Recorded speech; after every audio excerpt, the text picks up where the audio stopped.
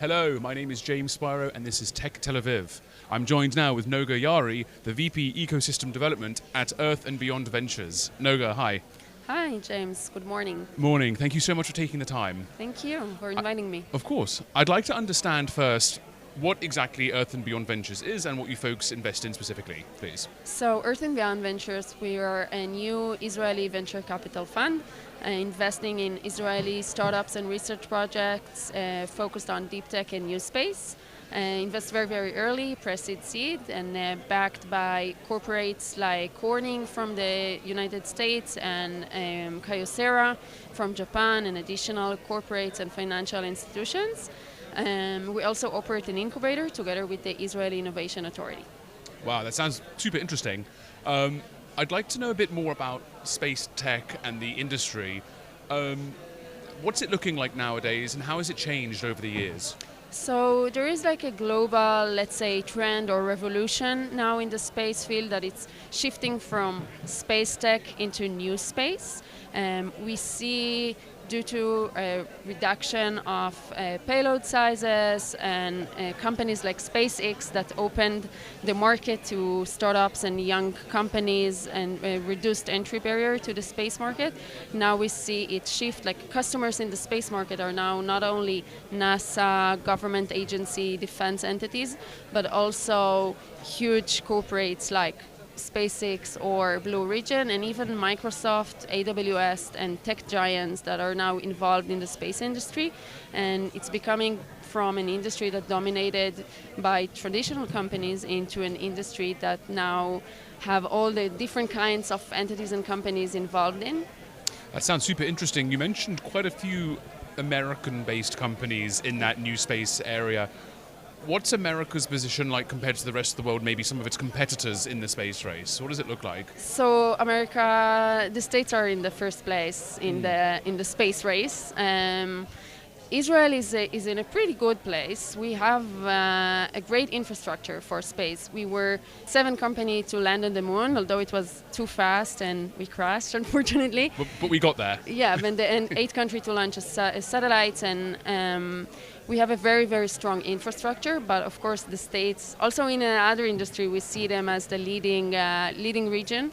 But we're hopefully on the way to be close to them. We do have time until we'll be like the United States, but our perspective is how we can accelerate Israeli startups to be those startups that US companies acquire or invest in.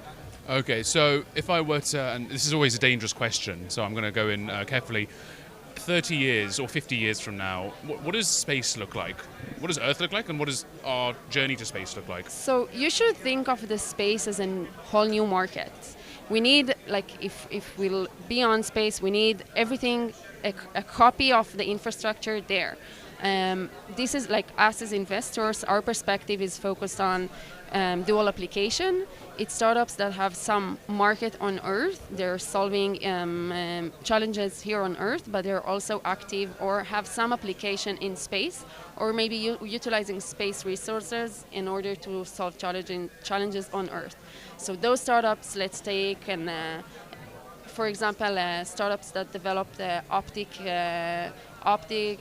for automotive can take the same technology and implement it into space and solve space challenges. Think of a food tech startup, for example, and the market here on Earth is very clear, but in the future, if you have people on space, not only astronauts, but space tourism, for example, they need food in space. So you need to manufacture food in space, and you need to have solutions for that, and food tech startups can, for example, reach out to this market and see it as a potential market for them because they can supply food in space. That's super interesting. I look forward to one day getting into space myself. Sure. And trying Same. some. Yeah, no, for sure. Do you think it will happen in our lifetime? Do you think it'll, I mean, I won't have $500,000 to spend to get up there, but I'm like more traditional in my perspective of it will take few years and it will take some time until we're really be in space. But it will happen. Like bigger people and companies than me did the researches, and for example Bank of America think it will be a $1 trillion market by I think 2030. and that it will happen in the next 10 years. I love and enjoy working in the space industry because of the business potential that is there, because in the next year and few years you do have business potential. Even though we won't have space tourism very, very soon, it started, but you need to be very rich in order to go to space. Even though you don't have space tourism, you do have business cases that are like now happening, and there are like big Israeli startups.